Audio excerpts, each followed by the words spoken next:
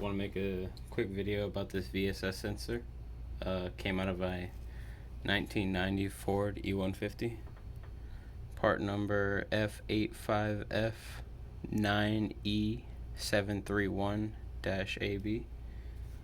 And the replacement part number that I have for it is ABS111. And I was getting 9 flashes when I grounded my anti-lock circuit, and that's here for a flash code. 9 is high sensor resistance, so that's what we're going to test here. And I have this one plugged up, the replacement plugged up right now on both pins.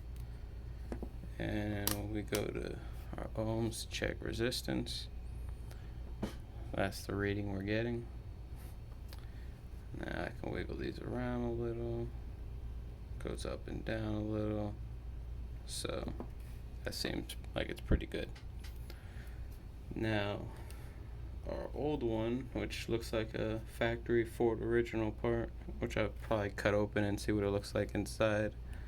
When we connect these leads, it does absolutely nothing. So it's showing nothing in there.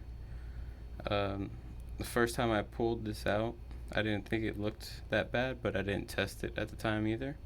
But it had metal shavings on it and whatnot, which it doesn't have now.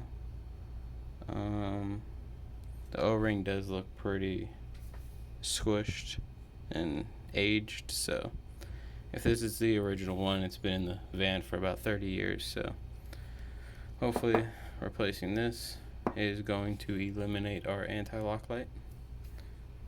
And that's just the video I wanted to do real quick.